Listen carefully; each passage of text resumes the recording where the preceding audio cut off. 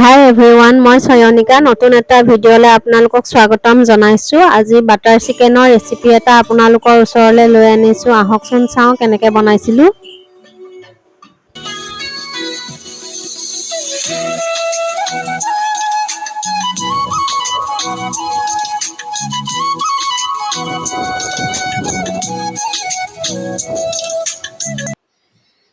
এয়া বিলাহী, কাজু, নহৰু আৰু আদা ল'লোঁ আৰু মাংসখিনি অলৰেডি মই মেৰিনেট কৰিয়ে লৈছোঁ দেই। এয়া যিমান সময় মানে আপুনি মেৰিনেট কৰি থ'ব পাৰে তিমানেই ভাল।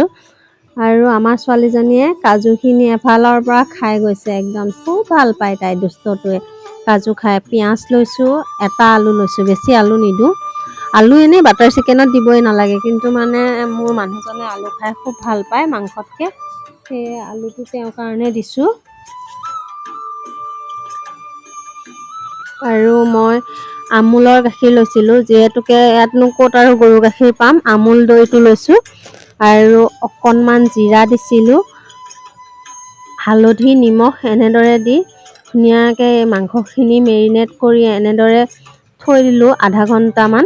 যিমান সময় আপুনি মেৰিনেট কৰি থ'ব পাৰে তিমানেই ভাল মাংসটো, কাৰণ মাংসৰ ভিতৰত যাতে একদম গোটেই বস্তুবিলাক সোমাই যায়, এবজৰ্ব কৰি ল'ব পাৰে মাংসটোৱে, তেনেদৰে ৰাখিব। এইটো কেৰাহীত অকণমান মই বাটাৰ দিলোঁ, দি এইখিনি ধুনীয়াকৈ কাটি লৈছিলোঁ। বিলাহী, পিঁয়াজ, আদা, নহৰু আৰু কাজু মই সকলোখিনি একেলগে দি অকণমান ভাজি ল'ম। গল্ডেন ব্ৰাউন হোৱালৈকে পিঁয়াজখিনি ভাজিলোঁ। আৰু নতুন ৰান্ধনি দেখিছেনে, নতুন মানে তাই সদায় ৰান্ধিব বিচাৰে। এয়া এনেদৰে বাটাৰত ধুনীয়াকৈ এইখিনি ভাজি ল'লোঁ। মোৰ ভিডিঅ'বিলাক কেনেকুৱা হয় মই নাজানো, ভালকৈ বনাব পাৰিছোঁ নে নাই, কাৰণ নতুনকৈ শিকিহে আছোঁ। আৰু এনেদৰে ধুনীয়াকৈ কাঢ়ি ল'লোঁ, কাঢ়ি লৈ সেইখিনি মানে বাটাৰতে মাংসখিনি দি দিলোঁ। আৰু অকণমান ঠাণ্ডা হোৱাৰ পিছত মিক্সিৰ জাৰ এটাত এনেকৈ মই এইখিনি এতিয়া পেষ্ট কৰিবৰ কাৰণে দি লৈছোঁ। এইটো চাওকচোন ইমান ধুনীয়া হৈছে। আৰু ফাইনেল এনেদৰে মই এটা পেষ্ট বনাই ল'লোঁ। এই পেষ্টখিনি এতিয়া ইয়াত দি দিম। মাংসটো যেতিয়া সিজিব, সিজাৰ পিছত মই এইখিনি এড কৰিছোঁ। এয়া অকণমান সময় লুটিয়াই কৰি দিয়াৰ পিছত ধুনীয়াকৈ সেই পেষ্টখিনিও যাতে মানে বাটাৰত সিজি যায়, এনেদৰে মই সিজাই ল'লোঁ। সিজাই লোৱাৰ পিছত আপোনালোকে যদি বেছি বাটাৰৰ ফ্লেভাৰটো ভাল নাপায়, তেতিয়া অকণমান তেলো এড কৰিব পাৰে। মই কিন্তু গোটেইখিনি বাটাৰতে বনাইছোঁ।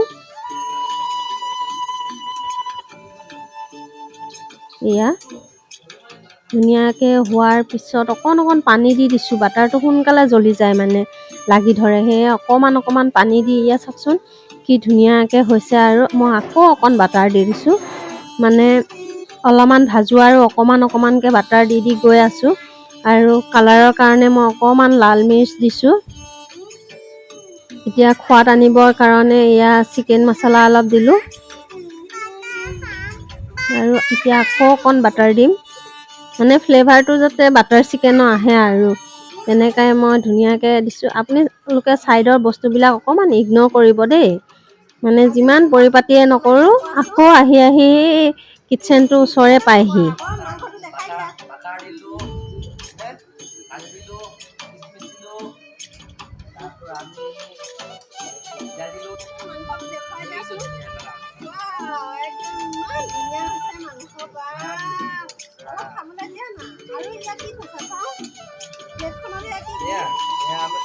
এয়া কচুৰি মেথিখিনি দিম, আৰু মই লগত এড কৰিছোঁ, এয়া দেখিছেনে আপোনালোকে,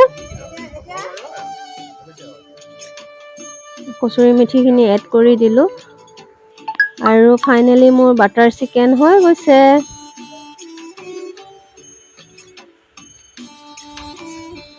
কিচমিচ কেইটামানো দিছোঁ, মানে কিচমিচটো দিলে মিঠা এটা ফ্লেভাৰ আহে। এয়া চাওকচোন ইমান ধুনীয়া ক্ৰীমি, একদম মানে ওপৰত লেয়াৰ এটা আহিছে, দেখিছে তেলৰ নিচিনা, কিন্তু তেল নহয়, ঠিক বাটাৰ দিয়াৰ কাৰণে হোৱাইট লেয়াৰটো আহিছে। আৰু এইটো কচুৰি মেথিৰ গোন্ধটোৱে মানে একদম বিৰাট ধুনীয়া। আৰু ভিডিঅ'টো যদি ভাল লাগিছে লাইক কমেণ্ট আৰু শ্বেয়াৰ কৰিব। Bye bye.